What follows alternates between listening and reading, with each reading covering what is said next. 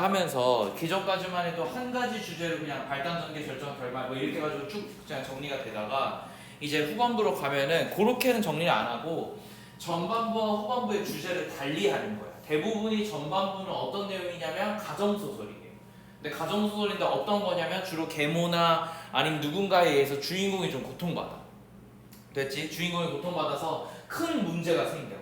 이게 이제 영웅의 1대1로 봤을 때는 그 계모 자체가 초반부에 어쨌든 시련을 감당하는 존재가 돼서 후반부로 가면은 이제 그 영웅이 이제 내가 옆에다 써놓은 것처럼 후반부가 이제 그냥 단순하게 영웅의 1대2가 되면서 그 영웅이 어렸을 때 그런 계모 때문에 큰 고난을 받았지만 어떻게 조력자들에 의해서 잘 살아서 후반부에 완전히 전쟁 소설로 바뀌는 이런 어떤 소설의 양상들이 꽤 많이 일어나요. 특히나 언제 소설이 그러냐면 우리가 큰 전쟁을 2번 겪잖아? 왜 안 되냐? 뭐가 문제일까? 큰 전쟁을 2번 겪는데 한 번은 뭐냐면 임진왜란이고 한 번은 병자호란이죠. 이땐 별 문제가 없어요. 왜 이때 별 문제가 없냐면 임진왜란의 결론은 뭐냐면은 왜군이 결국 물러나게 되잖아. 그러니까 우리가 어떻게 보면 반쯤 승리하는 거야. 피해는 겁나 컸지만 말도 안 되는 적을 우리가 이겨낸 꼴이 돼요. 됐죠? 그래서 저 때는 큰 뭐 이런 게 없었는데 병자호란은 결론이 어떻게 되냐면 인조가 삼전도의 굴욕을 하면서 끝나잖아. 그러니까 우리가 진 게 된 거야. 그러니까 이것 때문에 화가 나서 병자호란의 결론은 뭐였냐면 이 왜군을 이 호들 그러니까 오랑캐들을 막아내지 못한 건데 이 전쟁의 결과와 반대되는 소설들을 많이 만들어내. 그러면서 이제 뭘 하기 시작하냐면은 어떤 영웅이 나타나서 그 영웅이 여기 있는 병자호란의 장수들을 갖다 다 죽인다던가 뭐 약간 이런 소설이 되다 나중에는 야 근데 이 남성이 야 결국은 양반이 문제였고 남자가 문제인 거 아니야? 라고 해서 이게 이 영웅 자체가 여성이 되는 여성형 이제 전쟁 소설이 이제 이때부터 만들어지면서 이제 박시전이라든가 이런 작품들이 이제 이런 주류에 해당되는 거거든. 그런데 여전히 어떠냐면 박시전도 마찬가지로 전반부 얘기랑 후반부 얘기가 갈라지죠.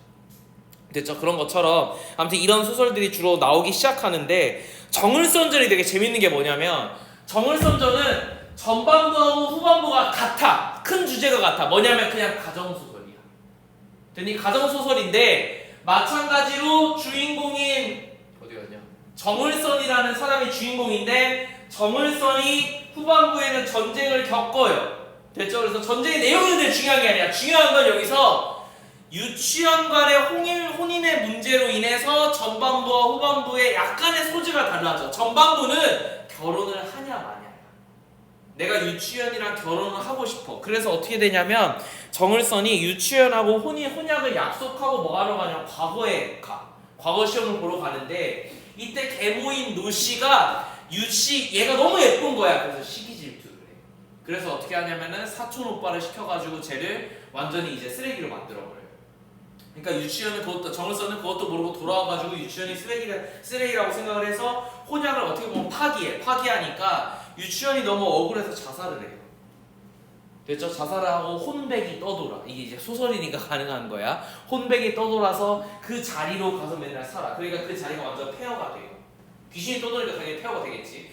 그래서 이제 나중에 이제 정을선이 저 유치원의 혼백을 만나서 자초시종을 들은 다음에 아 이게 내가 잘못을 했구나라는 걸 깨닫고 이제 여기서부터 이제 말이 안 돼요.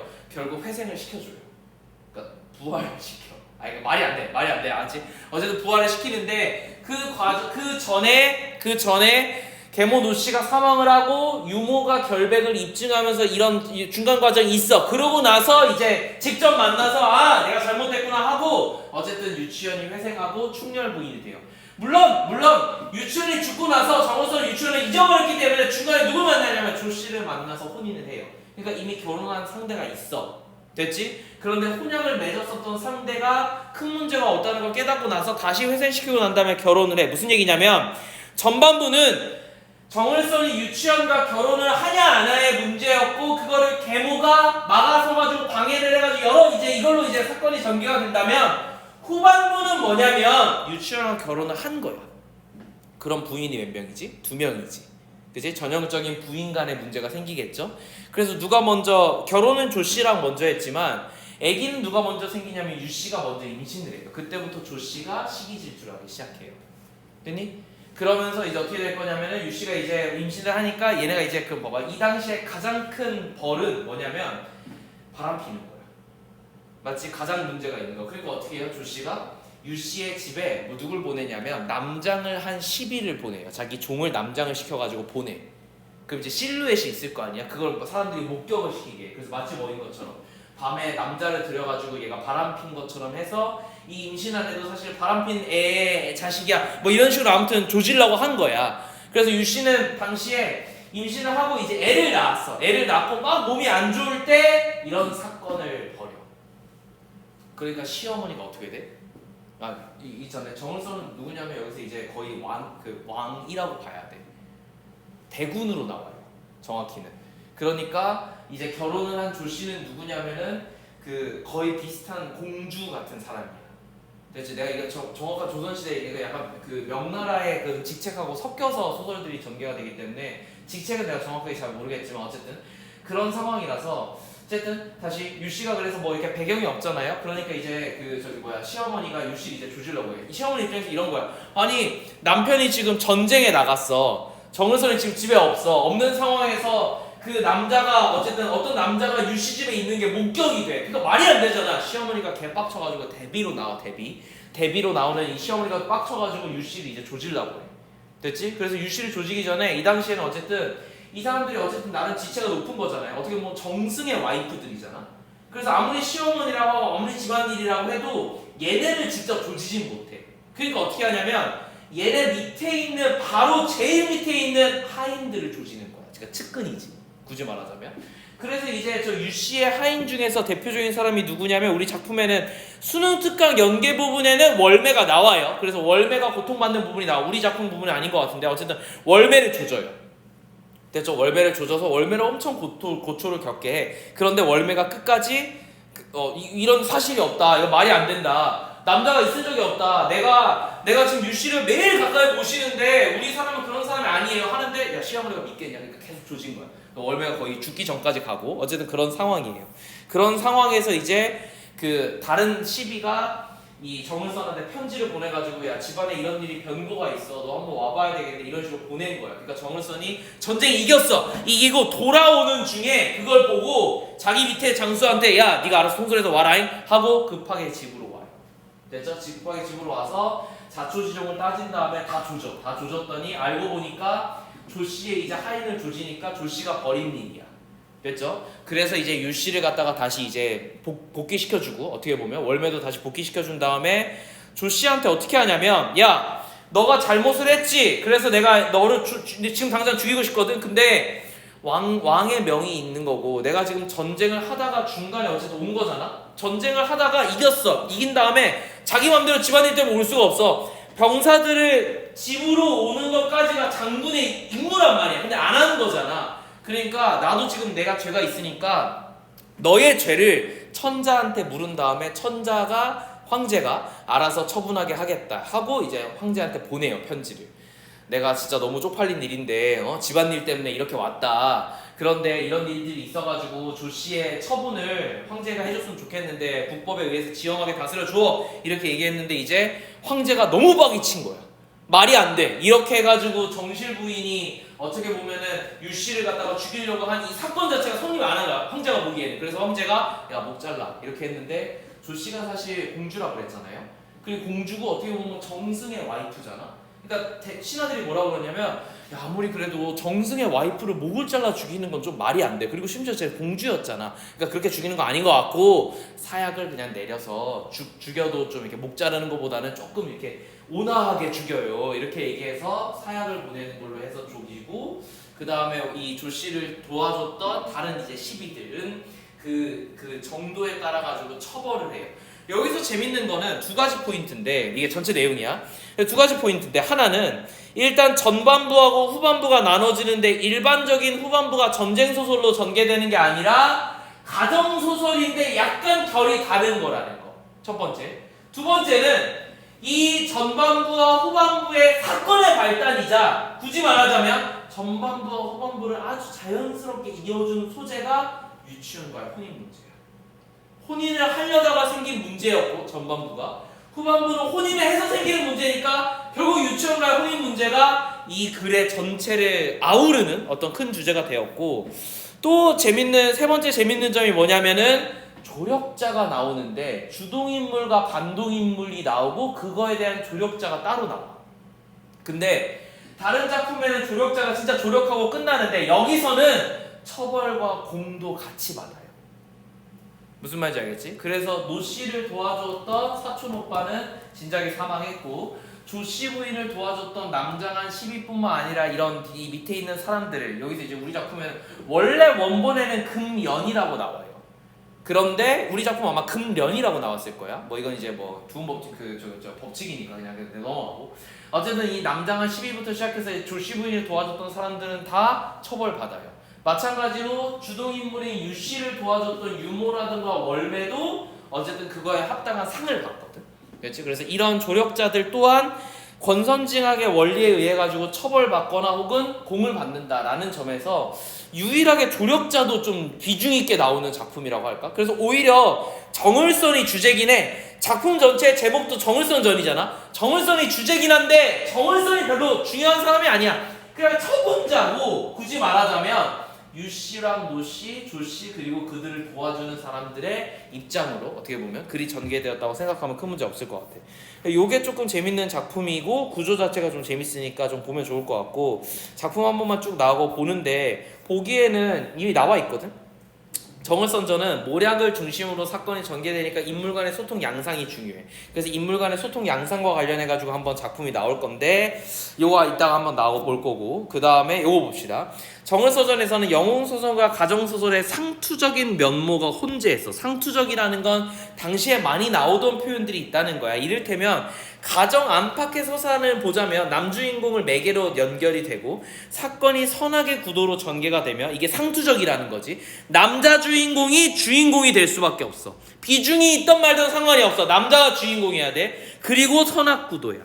그리고 인물이 고난과 감정은 극대화돼요. 자, 이 과정에서 일부 다처제에서 비롯되는 이 가정 내의 갈등이라든가 개인의 인성 문제로 축소되어져요. 무슨 얘기냐면 제도 자체가 문제고 여러 가지 문제점이 있는데 그거에 대해서 비판을 안 하고 그냥 이런 건 그 당시에 존재하는 거야 라는 식으로 축소가 된다는 거야. 그러면서도 근데 되게 재밌는 게 이제 이런 지문인 거지. 그러면서도 상전의 수족에 불과했던 하층의 시비가 능동적인 행위자로 등장하거나 가정사회의 상층인 인물이 희화화되는 것들이 좀 재미난 표현들이에요. 무슨 얘기냐면 신분제, 여전히 이 작품은 신분제에서 벗어나지 못해. 상투적인 면모가 존재하는데 신분제가 무너지고 있다라는 게 이런 부분에서 나타나는 거예요. 됐지? 그래서 이거는 사실 당시의 사회상이라든가 계층 문제로 표현이 될 수 있는 문제인 것 같아요. 자, 작품 한 번만 보고 그 다음에 쭉 봅시다. 소설을 볼 때는 반드시 주인공에다가 동그라미만 치면 되니까 그냥 별거 없어요.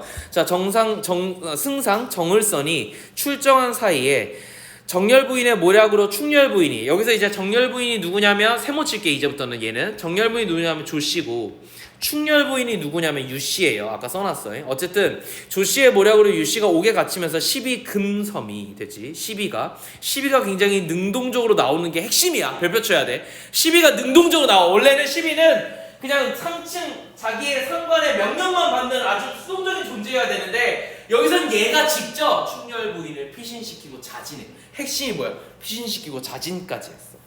왜? 어쨌든 자기는 뭐한 사람이야? 이 최상층의 시어머니지. 이 내명부라 그러잖아요. 이 집안의 최고의 어른의 명에 어긋나게 행동한 거기 때문에 자기가 이제 뭔가 문제가 있다고 생각을 해서 죽은 거야. 엄청난 그 충이잖아. 옥에서 얼굴이 상한 금섬의 시신이 발견되자 왕비는 월매를 문초해요. 전장에서 정을선은 호첩이 전한 편지를 읽어요. 그래서 이제 정을선이 이제 빡이 쳐가지고 돌아오는 장면이야. 이 부분이 어디냐, 이제 후반부의 마지막 부분인데 수능 특강에도 여기가 연계됐어. 됐지? 근데 약간 달라. 범위가 다른 거지. 요 파트야. 원수가 대경아예요. 원수가 정을선이에요. 원수가 빡이 쳐서 호첩을 불러서 연고를 물은 다음에 인하여 중군장에게 분부하되 나는 집에 변이 있어. 그래서 난 지금 빨리 가야 돼. 그러니까 너가 차후에 인솔해서 와. 이렇게 얘기하고 밤낮을 달려서 3일 만에 득달하니까 이때 왕비의 12월매가 됐지. 여기서 월매는 누구냐면 좋은 애가 아니에요. 그죠? 그래서 그냥 세모 칠게요. 월매가 종시에 미안해 쏘리 월매가 좋은 애다 참 쏘리 하도 많이 나와서. 자, 월매가 종시에 토설치 아니하매 매를 많이 맞고 여쭈오되, 자, 어서 바삐 죽이시면 제가 금섬을 따라갈게요. 그러니까 12금섬이랑 월매는 아주 충직한 사람이야. 그래서 뭐라고 얘기하냐면, 야, 너가 나 그냥 죽여줘. 내가 이렇게 매도 많이 맞았고 나 그냥 죄가 있는 놈이니까, 근데 나 유씨 부인이 잘못했다고 얘기 못해. 그러니 날 빨리 죽이면 내가 금섬 따라갈 거야. 이렇게 얘기하는 거야. 자, 이렇게 하니까 얼마나 승상 입장에서는 어이가 없어요. 그러니까 근데 이제 어쨌든 왕비가 지금 조지는 중이니까, 왕비가 시어머니야. 자, 왕비가 어쨌든 크게 노하에서 목을 베으려고 할 때 승상이 와서 월매를 죽이려는 걸 보고 소리를 질러서 이를 구호한 다음에 어떻게 하냐면, 충렬부인 어디 계시냐 이렇게 하니까, 승상 이제 월매가 정신이 없다 보니까 얘기를 못 하고 하다가 승상을 다시 보고 정신을 차려가지고, 승상은 바삐 좀 살려주세요 이렇게 얘기하니까, 어디 계셔 이렇게 하고 이제 지금 이제 어딘가에 피신한 거지. 그래서 이제 월매가 울면서 소인이 걷지 못하니까 어찌 가요 하니까 종을 불러서 월매를 업혀서 구덩이를 찾아가 보니 구덩이에다 피신시켰어요. 부인이 아기를 안고 아기는 잠이 들었어요. 그러니까 승상이 이 꼴을 보고 놀래가지고 눈을 떠서 나를 보세요 했더니, 부인이 겨우 눈을 떠서 승상이 왔지만 정신이 아득한 상황이에요. 그러면서 이제 뭐라 그러냐면, 이게 꿈인지 생신지 내가 모르겠어요. 그래서 9년 지수의 해와 같고 7년 대안에 빛발같이 바라더니 지금 구덩이에서 만날 줄 알았으니까 승상은 나의 누명을 씻겨주세요. 나의 누명이 여기서는 이제 후반부의 핵심이 되는 소재가 되겠지 하면, 인사를 모르는지라 그 참혹한 형상을 어디에 비할리요? 봐봐, 그 참혹할 형상은 어디에 비할리요? 이게 지금 편집자의 논평이죠. 편집자의 논평은 두 개예요. 하나는 지금 상황을 갖다가 정리해줬고, 또 하나는 뭐냐면은 이 상황을 명확하게 한 번 더 드러내줘요. 슬픔에 매우 야위어 뼈가 드러났는지라. 이것도 편집자의 논평이에요. 편집자의 논평이 여러 가지인데, 하나는 평을 하기도 하고 하나는 사건을 한 번 더 제시하기도 해요. 됐죠? 깊게. 그러니까 이제 승상이 아기를 안아서 월매를 봐주고 부인을 구한 뒤에 자리를 마련해서 옥석을 구별할 때 왕비 전에 가서 왕비를 이제 만나요. 그러니까 시어머니야, 엄마야. 엄마를 만나니까, 자, 이제 사연을 하나 다 얘기해. 그러고 나서 이 일은 내가 알고 있으니까 염려 마세요. 내가 알아서 할게요. 이렇게 얘기한 거고. 자, 그래서 이제 그러면서 이제 왕비한테 하나씩 묻는 거야. 처음에 그놈이 충렬부인의 방에 간 줄 어떻게 아셨어요? 이렇게 하니까 왕비 왈 사촌 오라비가 그렇게 얘기했어. 그러니까 사촌 오라비가 누구냐면 복록이지. 이 복록은 나쁜 놈이에요. 그래서 이 놈을 갖다 찾으려고 하는데 벌써 죄를 알고 자살했어요. 그러니까 옥조를 잡아들여서 어미 문에서, 너희는 어찌 충렬부인이 아닌 줄 알았느냐, 바로 말해라 이렇게 얘기하니까 옥졸이 뭐라고 얘기하냐, 얼굴이 상하여 암울한 줄 알았으나 손길이 곱지 못하여매 소인 등이 소견에 충렬부인은 천하 일색이라 하기를 손이 곱지 않을 수가 없는데 어떻게 손이 안 고와, 이렇게 얘기해서 이제 이상하다는 걸 알게 됐고, 그래서 정렬부인의 12금연이 이를 묻기에 자세히 이르고 부디 다른 데 가서는 이 말을 하지 말라고 당부하였습니다. 이렇게 얘기했으니까 12금연이 여기에 개입됐다는 걸 알게 되었고, 자, 그래서 승상이 금연을 갖다가 잡아들여가지고 문초를 한 게 뭐라면, 야, 제대로 얘기를 해! 이렇게 얘기한 거야. 이렇게 얘기까지 하니까 정렬 부인이 이걸 들었어요. 됐죠? 조씨 부인이 이걸 듣고, 아, 승상이 와가지고 이제 조지고 있구나 라는 걸 알게 되었고, 이 정도 되니까 이제 금연은 어쩔 수 없이 얘기를 할 수밖에 없겠죠. 정렬 부인이 하던 말이나 본인이 이제 남복을 하고 남자 복장을 했다 이 말이야. 그래서 충렬 부인의 침소로 들어가서 이불 속에 있다가 도망갔고, 정렬 부인이 아른 체하고 불어 누웠고, 충렬 부인이 약으로 구명을 하고 곁에서 있으면서 침소를 갈아 강권해서 침소를 마지못해 가면서 복록이 왕비께 침소하던 이유를 하나하나씩 얘기하니까 왕비가 곁에 있다가 앙천통과하면서 내가 밟지 못해서 악녀에게, 이 악녀가 이제 누구냐면 여기서 이제 정렬 부인이에요. 그러니까 조씨 부인이야. 조씨의 꾀에 내가 넘어서 멀쩡한 애를 죽이려고 하니까 내가 어떻게 시어머니로서 저 충렬 부인을 보겠습니까? 이렇게 얘기하면서 막 죽으려고 해. 그러니까 승상이 붙들면서 모친께서 그러시면 안 돼 라고 얘기했으니까 이제 모친이 누군지 알았지. 엄마야, 엄마. 저 왕비가. 그래서 모친이 그러면 안 되니까 내가 죽을게요 이렇게 얘기하면서 이제 슬퍼하는 거야. 그래서 왕비가 금침에 누워서 일어나질 못해. 그러니까 충격을 너무 받았어.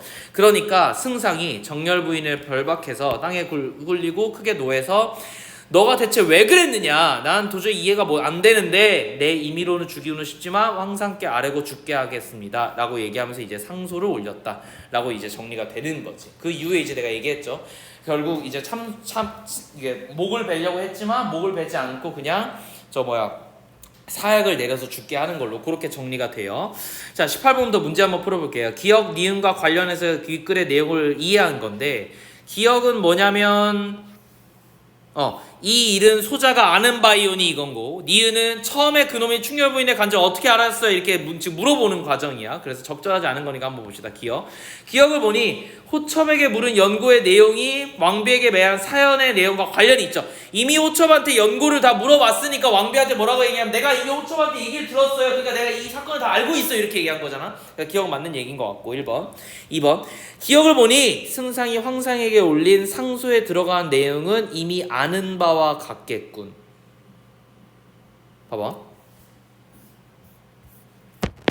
기역은 어느 시점이냐면 호첩이 사건이 있다야 라고 알고 있는 얘기야. 그러고 나서 사건이 있다라는 걸 알게 된 거고, 그 이후에 뭐가 됐냐면 여러 가지 문책을 통해 가지고 사건의 전모를 알게 되었어요. 무슨 일이 일어난 건지 다 파악이 되었어. 그러고 나서 어떻게 한 거예요? 황제에게 상소를 올리죠. 그러니까 기역에서의 사건을 이해하고 있는 정도와 황제에게 상소를 올릴 때의 사건을 이해하는 정도는 달라요. 이해돼? 무슨 말인지?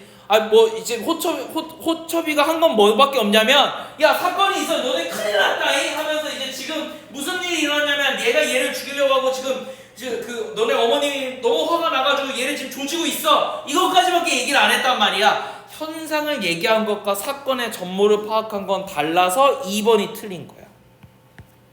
이미 아는 바하고는 지금 다르죠. 시점이 다르니까. 그런데 애들이 이걸 제일 많이 틀렸어. 왜? 이 두 개의 사건을 동일하다고 그냥 읽은 거야. 됐지? 그래서 이런 것들이 조금 깊게 이해를 해야 되는 거라서 난 사실 18번이 제일 좀 어려웠다고 봐요. 별표 두 개. 이게 생각보다 그게 높아.